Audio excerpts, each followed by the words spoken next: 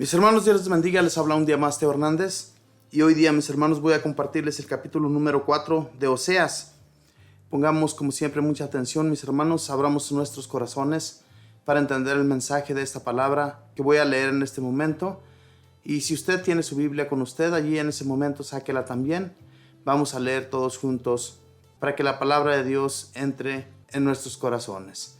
Voy a comenzar pues en este momento y la leo en el nombre del Padre, y del Hijo, y del Espíritu Santo. Amén. Escuchen lo que dice Yahvé, hijos de Israel. Yahvé tiene un pleito pendiente con la gente de esta tierra, porque no encuentra en su país ni sinceridad, ni amor, ni conocimiento de Dios. Solo hay juramentos en falso y mentiras, asesinato y robo, adulterio y violencia, crímenes y más crímenes. Por eso, todo el país está de duelo y están deprimidos sus habitantes, y desaparecen los animales salvajes, las aves del cielo y los peces del mar. Pero que nadie acuse o se defienda, pues contra ti, sacerdote, es mi demanda. Tropezarás en pleno día, y contigo tropezará el profeta en la noche, pues haré callar sus oráculos. Mi pueblo languidece por falta de conocimiento, y como tú has dejado que se perdiera el conocimiento, yo también haré que pierdas mi sacerdocio. Te has olvidado de mi ley, y también yo me olvidaré de tus hijos. Todos por igual me han ofendido, pues me han dejado a mí, su gloria, por ir a unas vergüenzas.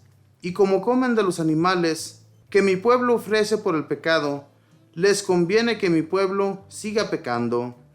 Trataré al sacerdote como al pueblo y le pediré cuentas por su conducta. A cada cual retribuiré según sus obras. Comerán, pero sin quedar satisfechos. Se prostituirán, pero no ganarán nada, porque han traicionado a Yahvé. Prostitución, vino y aguardiente se han hecho dueños de sus mentes. Mi pueblo consulta un palo y espera la respuesta de un bastón, pues un espíritu de infidelidad lo arrastra a engañar a su Dios con otros dioses. En lo alto de los cerros ofrecen sacrificios, y sobre las lomas queman incienso bajo cualquier encina, álamo o espino, cuyo sombra sea agradable. Por eso, si tus hijas se hacen prostitutas, o si tus nueras engañan a sus maridos, no castigaré ni a sus hijas ni a sus nueras, porque sean prostitutas o infieles, pues ustedes mismos se encierran con las prostitutas y sacrifican con los consagrados a la prostitución. De este modo, un pueblo que no entiende acaba de perderse. Si Israel es infiel, tú al menos, Judá, no cometas la misma falta. No vayas a Gilgal, ni subas a Betabel, ni jures allá por la vida de Yahvé. Si Israel se muestra rebelde como una vaquilla salvaje, ¿cómo podrá Yahvé llevar a pastar como un cordero a pleno campo? Efraín se ha aliado con los ídolos, que su Dios lo deje pues. Se despiertan de su borrachera para salir con prostitutas y prefieren sus vergonzosos ídolos a mi gloria. Se lo llevará el viento en sus alas y no habrán ganado nada con sus sacrificios. Palabra de Dios, te alabamos, Señor. Estos israelitas, siempre engañando a su propia gente, incitándola a que suban al igual que ellos, especialmente los sacerdotes. Dios estaba muy enojado con los sacerdotes porque incitaban a su pueblo para que se prostituyeran todos juntos, para que todos adoraran a los diferentes dioses que no eran Yahvé. Entonces Dios les manda muchas advertencias para que no sigan esos caminos. Este pueblo fue el primero que se prostituyó. Recordemos que Judá e Israel eran una sola nación, eran gobernados por un solo rey, pero en un tiempo los reyes se dividieron.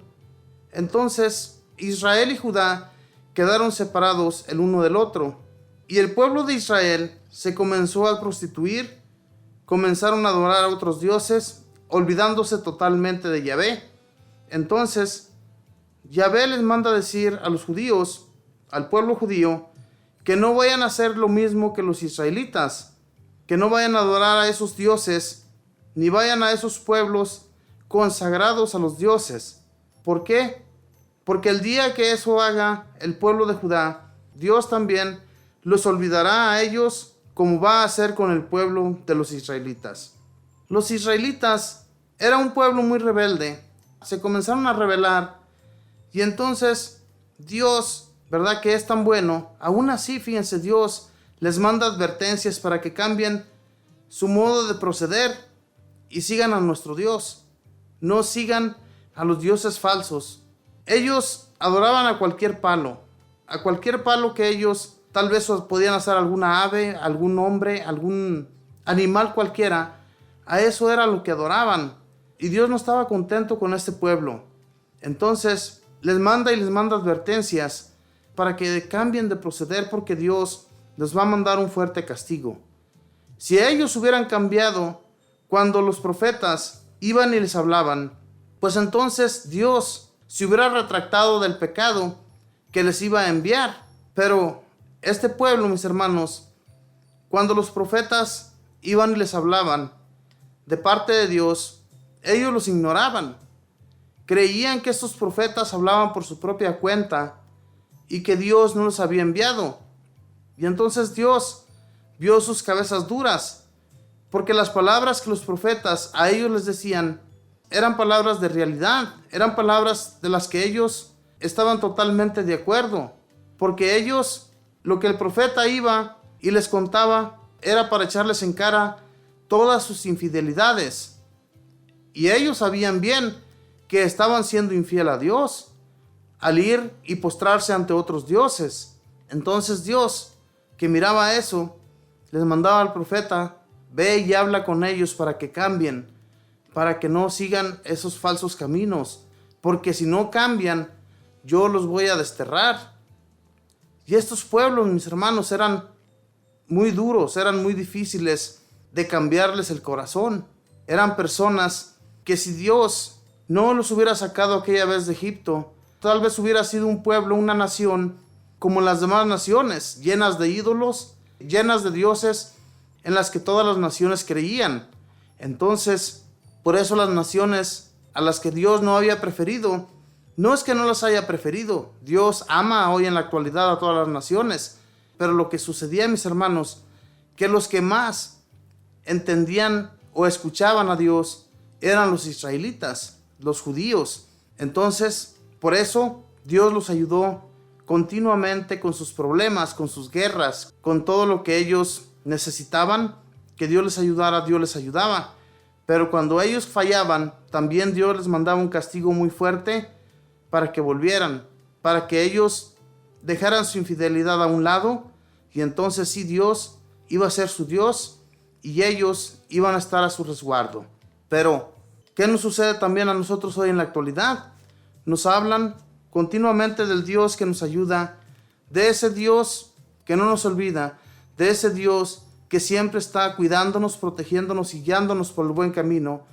Todas las personas que nos hablan de Él, sabemos que Dios, mis hermanos, es un Dios verdadero, es un Dios sincero, es un Dios que nos ama. También, al igual que este pueblo de Israel, preferimos la maldad, preferimos cometer toda clase de pecados y nos guiamos por las cosas materiales, y entonces pues nos olvidamos totalmente del Dios que nos cuida.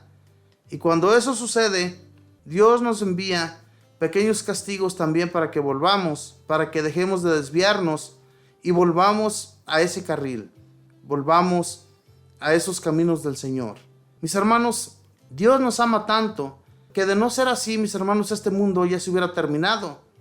En cualquier instante Dios puede hacer grandes destrozos sobre la tierra, y eso sería por nuestros pecados, por lo que hemos cometido.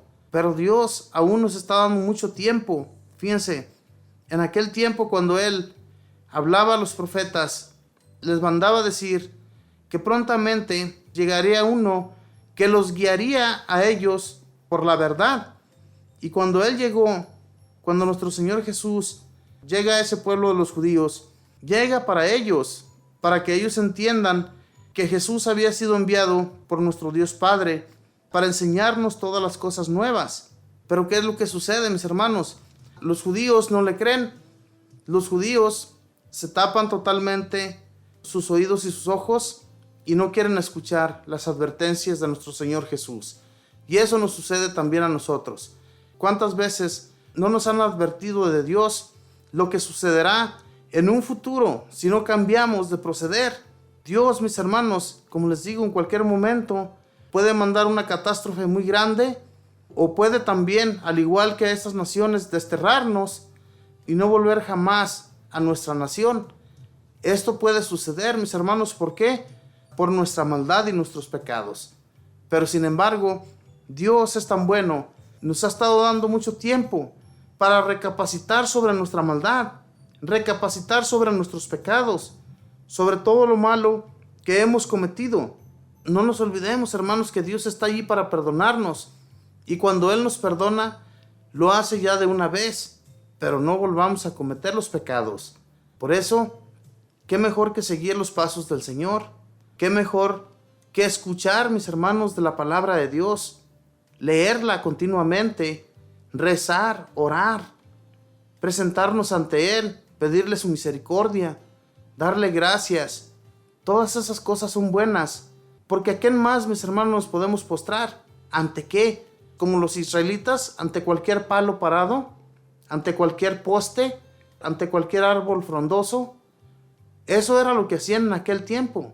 Hoy en la actualidad lo que nosotros hacemos es llenarnos de cosas materiales, y esas cosas materiales, lo que sea que nos llama la atención, eso es un Dios para nosotros. Porque estamos olvidando al Dios verdadero y estamos siguiendo lo que no es Dios. Porque le damos más tiempo a esas cosas que a nuestro Dios. Y entonces, si Dios nuestro Señor ya nos enseñó y nos ha estado enseñando lo que tenemos que seguir, hay que seguirlo, que es Él, nuestro Señor Jesús, que vino y nos enseñó todo lo nuevo. Mis hermanos, que Dios les bendiga, que pasen un feliz día.